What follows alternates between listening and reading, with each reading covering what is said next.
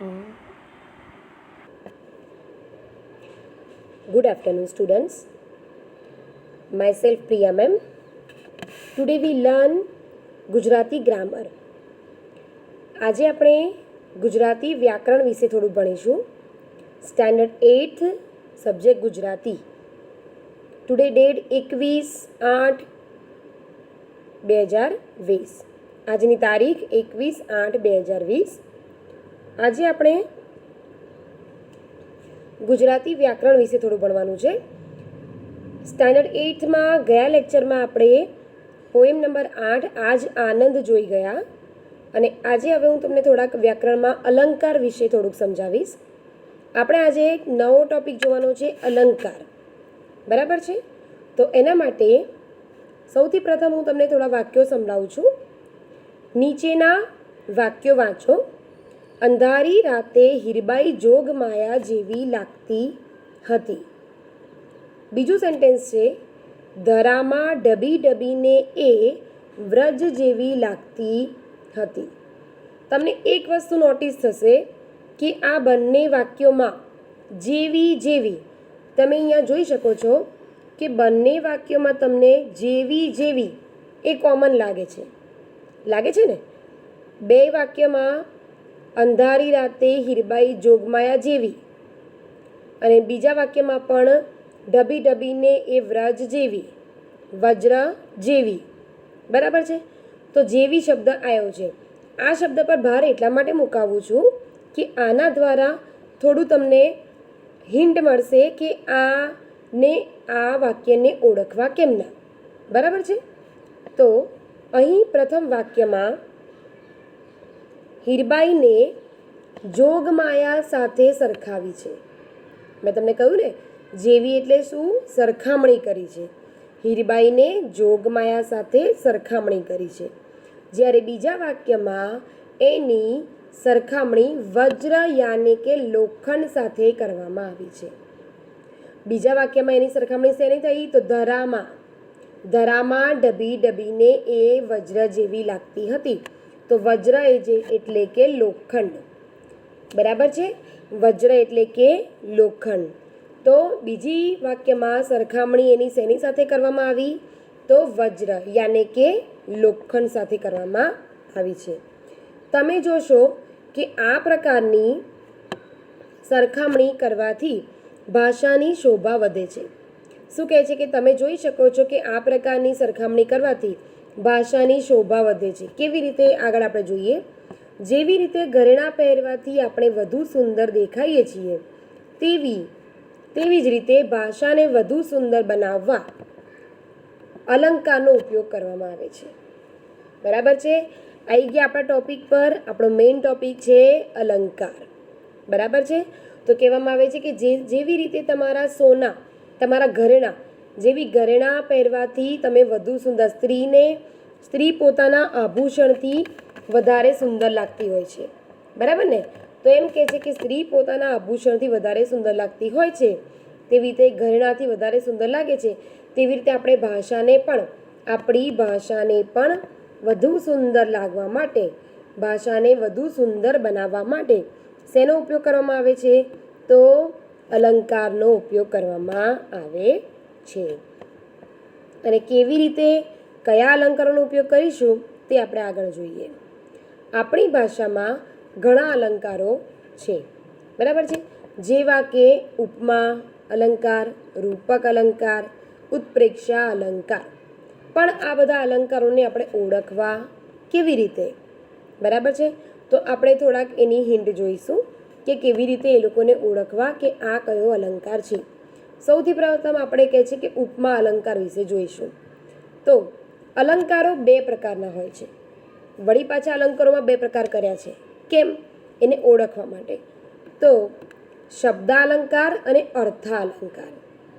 શબ્દ પરથી ઓળખવું અને એના અર્થ પરથી ઓળખવું. બરાબર છે? તો કયા કયા બે પ્રકાર કહેવામાં આવ્યા છે આપણને? શબ્દાલંકાર અને અર્થાલંકાર. બરાબર છે? તો આગળ આપણે જોઈએ. ઉપરોક્ત અલંકાર અર્થાલંકાર છે. જેવી રીતે આપણને કહેવામાં આવ્યું છે કે કેવી લાગતી હતી એની સરખામણી કેની શેની સાથે કરી છે? તો એ જે છે ને એ આપણો કયો અલંકાર છે? એ અર્થાલંકાર છે. અંધારી રીતે હીરબાઈ જોગ માયા જેવી શબ્દનો અર્થ કાઢવાનો છે આપણે. તો કયો અર્થ બતાવે છે? બરાબર છે. તો આ કહે છે કે અર્થાલંકાર છે. અર્થાલંકાર એટલે ઉપમા અલંકાર. બરાબર છે. હવે તમે આગળ જોઈ શકો છો ઉપમા અલંકાર. ઉપમા અલંકાર સમજતા પહેલા આપણે ઉપમેય અને ઉપમાનનો ખ્યાલ મેળવીએ. હવે ઉપમેય કોણ છે અને ઉપમા કોણ છે? ઉપમેય અને ઉપમાન ઉપમેય અને ઉપમાન બે કોણ છે એ આપણે સમજવાનું છે. બરાબર છે. તો ઉપમા અલંકાર શોધવા માટે, સમજવા માટે હંમેશા પહેલાં ઉપમેય અને ઉપમાનનો આપણને અર્થ આપણા મગજમાં ક્લિયર હોવો જરૂરી છે. પહેલાં સૌપ્રથમ આપણે શીખીશું કે ઉપમેય એટલે શું. તો ઉપમેય એટલે જેની સરખામણી કરવાની હોય તે અને ઉપમાન એટલે જેની સાથે સરખામણી કરવાની હોય તે. હવે જુઓ, બેમાં ફરક કેટલો છે. ઉપમેય એટલે શું? તો જેની આપણે સરખામણી કરવાની છે. અને ઉપમાન એટલે શું? જેની સાથે સરખામણી કરવાની છે એ. આગળ હું તમને વાક્યમાં ફરી બતાવું. ધારો કે આ વાક્ય છે આપણું, અંધારી રાતે હીરબાઈ જોગમાયા જેવી લાગતી હતી. તો હવે તમે આમાં જુઓ, આપણું ઉપમેય ક્યાં છે? આપણું ઉપમેય છે અહીંયા, હીરબાઈ. ઉપમેય એટલું શું? કે જેની સરખામણી કરવાની છે તે. બરાબર છે. તો ઉપમેય કયું થયું આપણું? હીરબાઈ. રાઈટ. હવે આપણે ઉપમાન શોધવાનું છે. ઉપમાન શોધવા માટે આ વાક્ય ફરી જોઈએ. અંધારી રાતે હીરબાઈ જોગમાયા જેવી લાગતી હતી. સરખામણી શેની સાથે કરી છે? જોગમાયા સાથે. બરાબર છે. શેની સાથે? જોગમાયા. હવે એ આપણું શું થઈ ગયું? ઉપમાન. સમજણ પડે છે? બરાબર છે. તો બીજું વાક્ય આપણે ફરી જોઈએ. ધરામાં ડબી ડબીને એ વજ્ર જેવી લાગતી હતી. ધરામાં ડબી ડબીને એ પાછું આપણે હીરબાઈ માટે જ લીધેલું છે. બરાબર છે. એ કોના માટે લીધું છે? બીજું વાક્ય પણ હીરબાઈ માટે જ લીધેલું છે. બરાબર છે. પણ કોના જેવી? તો વજ્ર. કોના જેવી? વજ્ર. તો એ જેવી છે એ ઉપમાન છે, તો જેની સાથે સરખામણી કરી છે. અને કોની સરખામણી કરી છે? હીરબાઈની. હીરબાઈ આપણા માટે ઉપમેય છે.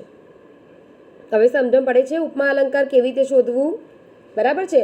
એ ઉપમા શબ્દમાંથી જ આપણને બે શબ્દ આપણને આપ્યા છે, ઉપમેય, ઉપમાન. બરાબર. એટલે બહુ જલ્દી આપણને આવડી જશે. આપણા માટે એક હિન્ટ જ કહેવાય કે ઉપમા અલંકાર શોધવા માટે ઉપમેય અને ઉપમાન શોધો, તો આવડી પણ જલ્દી જાય. ત્રણેય શબ્દો સરખા છે, ઉપમા, ઉપમેય અને ઉપમાન.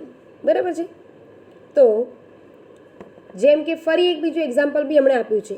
આ ખેલાડી સચિન તેંડુલકર જેવો છે. બરાબર. હવે તમે પોતે જ મને તરત આન્સર કહેશો કે આપણામાં આમાં ઉપમેય ક્યાં છે અને ઉપમાન ક્યાં છે. આ ખેલાડી છે આપણું શું થઈ ગયું? ઉપમેય. Very good. રાઈટ. ઉપમેય.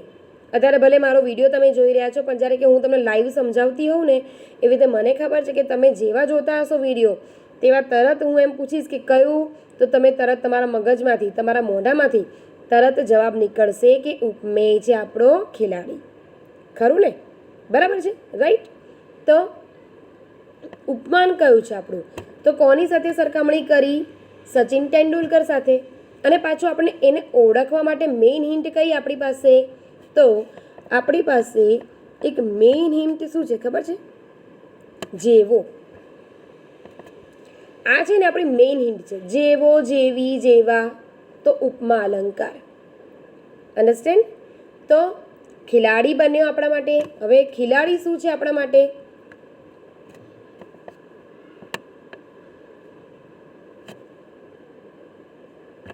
ખિલાડી શું છે આપણા માટે?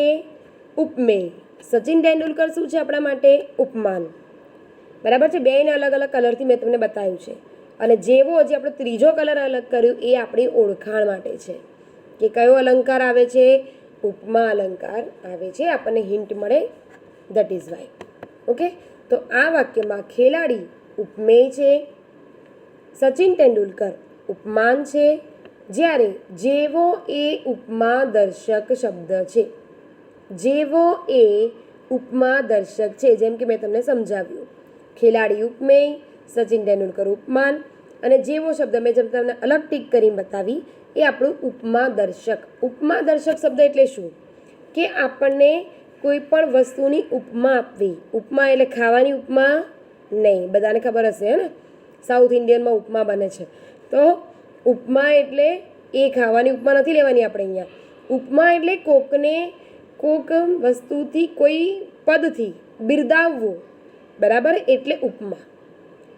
આ ખેલાડી સચિન તેંડુલકર, તો સચિન તેંડુલકર સાથે એને બિરદાવ્યો છે, એને સરખામણી કરી છે, એને એવી ઉપમા આપી છે, બરાબર, કે તું સચિન તેંડુલકરની ઉપમા એને આપવામાં આવી છે, બરાબર છે. તો એ કહેવાય છે ઉપમા અલંકાર. આવા બીજા ઉદાહરણો પણ આપણે પાઠ્યપુસ્તકમાંથી શોધીને લખો. એ તમારા માટે એક્સરસાઇઝ છે. You have to find out and then you have to write out also. મતલબ કે તમારે ફરી આવી રીતે કોઈ શબ્દો હોય તો ઓળખવાના, લખવાના, એ તમારી પ્રેક્ટિસ. ગ્રામર હોય, વ્યાકરણ, તો એમને એમ તો આવડે નહીં, બરાબર છે. તેના માટે પ્રેક્ટિસ જરૂરી છે. તો હવે ક્યારેક ક્યારેક તમારે રીડિંગ કરવાનું, ક્યારેક ક્યારેક આવા થોડા વાક્યો અલગ કરવાના, લખવાના, ઓળખવાના. તમારા માટે તમારી પ્રેક્ટિસ બનશે. આનો બીજો અલંકાર આપણો ઉપમા અલંકાર. પછી હું બીજો અલંકાર, એક રૂપક અલંકાર તમને આજે શીખવાડીશ. રૂપક અલંકાર માટે આપણને આગળ હું જોઈ શકું છું તમારી વ્યાકરણનો ભાગ. અહીંયા આગળ તમે સમજ્યું. જો નીચેના વાક્યો વાંચો. સંસાર સાગર તરવો વસમો છે. પહેલાં તો વસમો એટલે શું એ તમને કહી દઉં કે અઘરો, બરાબર છે, કઠિન, બરાબર છે. તો સંસાર સાગર તરવો વસમો છે. બીજું સેન્ટેન્સ છે, એનું મુખ કમળ ખીલી ઉઠ્યું. શું છે? એનું મુખ કમળ ખીલી ઉઠ્યું. આગળ જુઓ. પ્રથમ વાક્યમાં સંસારને સાગરનું રૂપ આપી દીધું છે, બરાબર. સંસારને શેનું રૂપ આપ્યું આપણે? સાગરનું. સાગર એ જ સંસાર અને સંસાર એ જ સાગર. હવે જો રૂપક અલંકારમાં રૂપ શબ્દ, બરાબર. ઉપમા અલંકારમાં ઉપમેય, ઉપમાન, ઉપમા. તો રૂપકમાં રૂપ. શું કહેવા માંગે છે કે પ્રથમ સંસાર સાગર તરવો વસમો છે. સંસારને પહેલેથી રૂપ આપી દીધું. કેવો છે? તો સાગર. સંસાર સાગર, બરાબર, ચોખ્ખું જોડે લખી જ દીધું છે, બરાબર છે. આવડ તમે જોઈ શકો છો અહીંયા સંસાર સાગર, હે ને. તો લખ્યું છે પ્રથમ વાક્યમાં સંસારને સાગરનું રૂપ આપી દીધું છે. તો સાગર એ જ સંસાર અને સંસાર એ જ સાગર, બરાબર. એવી જ રીતે બીજા વાક્યમાં મુખને કમળનું રૂપ આપી દીધું છે. તમે મુખ કમળ શબ્દ વાંચો તો મુખ કમળ, સંસાર સાગર, બરાબર છે. આની ઓળખવાની થોડી ટિપ્સ મળતી જાય છે આપણને. તો મુખ કમળ એટલે કે મુખને કમળનું રૂપ આપી દીધું છે. મુખ અને કમળ જુદા નથી, જેમ કે સંસાર અને સાગર પણ આમાં જુદા બતાયા નથી. પહેલા વાક્યમાં ઉપમેય કયું છે? તમે તરત કહેશો કે સંસાર. પહેલા વાક્યમાં આપણું ઉપમેય કયું છે? તો તરત તમે કહેશો સંસાર.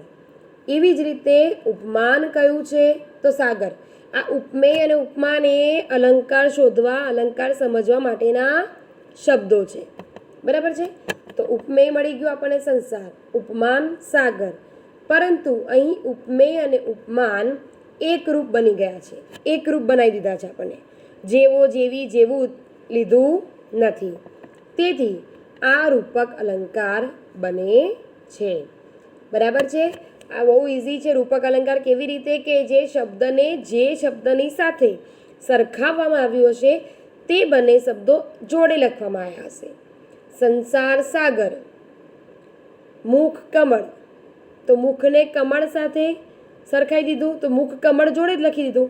સંસાર સાગર જેવો અને સાગર સંસાર જેવો, તો એ પણ જોડે જ લખી દીધું. એટલે કે અહીંયા આગળ જે સરખામણી કરવામાં આવી છે તે એકદમ જોડે જ લખેલી હશે. ઉપમેય અને ઉપમાન બે સાથે લખવામાં આવ્યા હશે, બરાબર છે. તો તમારા માટે રૂપક અલંકારને ઓળખવાની ટિપ્સ બહુ ઇઝી થઈ ગઈ કે એનું ઉપમાન અને ઉપમેય સાથે લખવામાં આવે છે, બરાબર છે. તમે આ અગાઉ ઉપમા અલંકાર ભણ્યા છો. ઉપમા અલંકાર અને રૂપક અલંકારમાં શું ભેદ છે વિચારો. જે મેં તમને સમજાયું એ તમારે વિચારવાનું. મેં સમજાયું એનું અર્થઘટન તમારે ઘરે કરવાનું.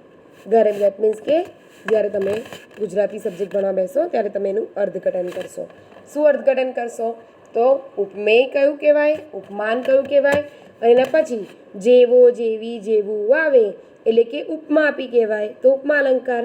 અને જ્યારે શબ્દને જે ઉપમેયને ઉપમાન સાથે સરખાવવામાં આવે, તરત જ સરખાવવામાં આવે, બરાબર છે, એકદમ જોડે જ સરખાવી દેવાય, જોડે જ લખવામાં આવે એવા શબ્દો હોય જોડી જેવા, તો બને છે રૂપક અલંકાર.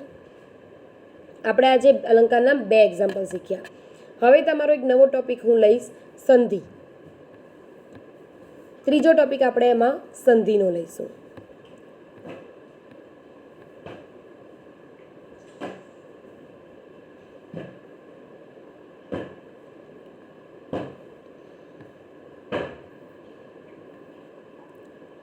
ત્રીજો ટોપિક આપણો છે સંધિ. બરાબર છે. તો સંધિ એટલે શું?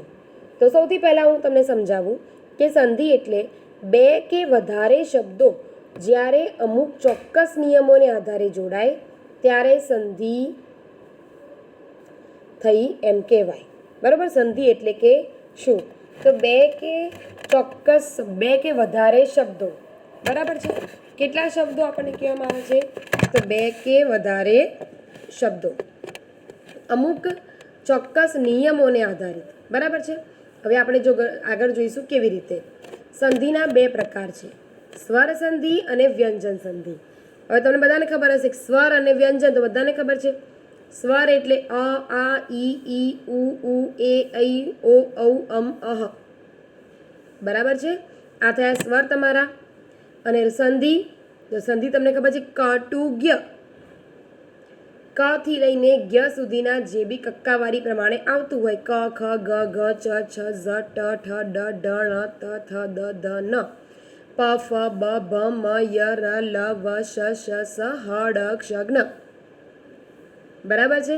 આ વ્યંજન છે આપણા ક ટુ જ્ઞ. બરાબર છે. તો એ આપણા થાય છે વ્યંજન સંધિ. તો સંધિના 2 પ્રકાર છે, સ્વર સંધિ અને વ્યંજન સંધિ. સ્વર સંધિ સંસ્કૃત ભાષામાં એક શબ્દને છેડે આવતો સ્વર બીજા શબ્દની શરૂઆત આવતા સ્વર સાથે જોડાય તેને સ્વર સંધિ કહેવાય. કેવી રીતે? ફરી વાંચો.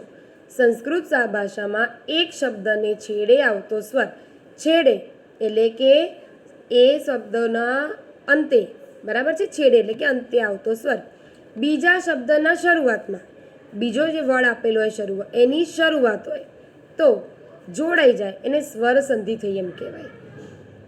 દાખલા તરીકે કવિ પ્લસ ઇન્દ્ર. બરાબર છે. કવિ પ્લસ ઇન્દ્ર. તો હવે જુઓ, છેડે આવેલો સ્વર કયો હતો આપણો શબ્દમાં? શું હતું? છેડે આવેલો સ્વર વી હતો. તો વ વત્તા ઈ એટલે કે ઈ. બરાબર છે.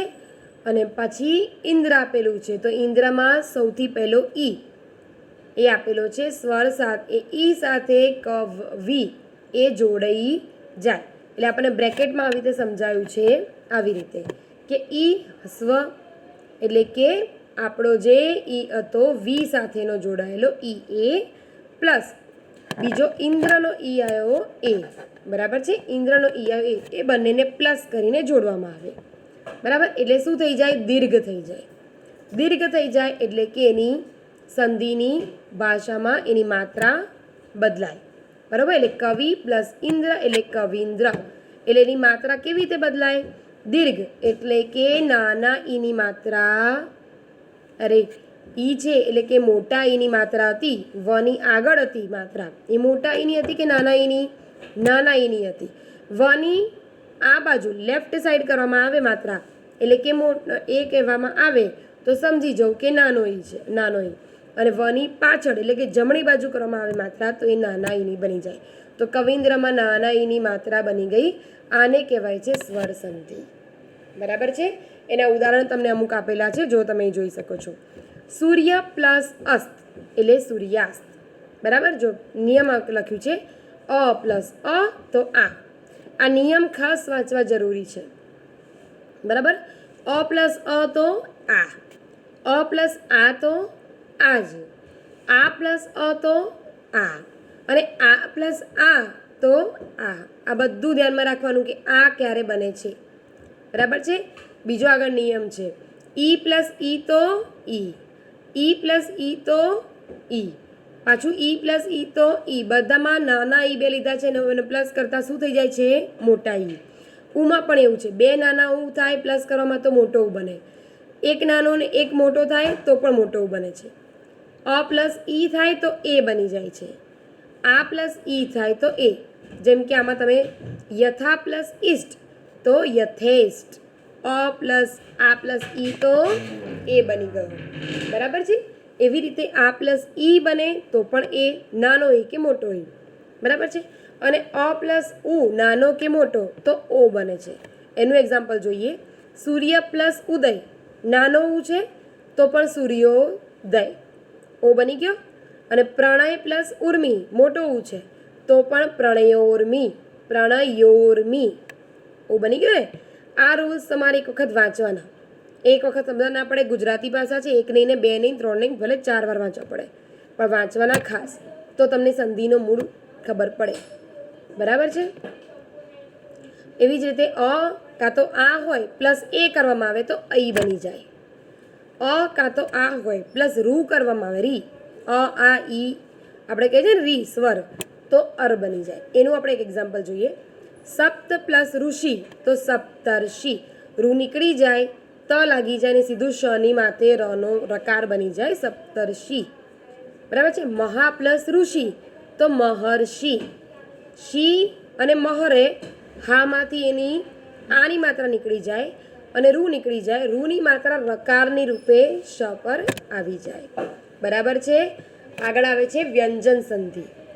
વ્યંજન સંધિ એટલે કે વ્યંજન પછી વ્યંજન કે સ્વર આવે અને જોડાઈ જાય તેને વ્યંજન સંધિ કહેવાય. જેમ સ્વર સંધિ આપણે જોઈ એવી રીતે.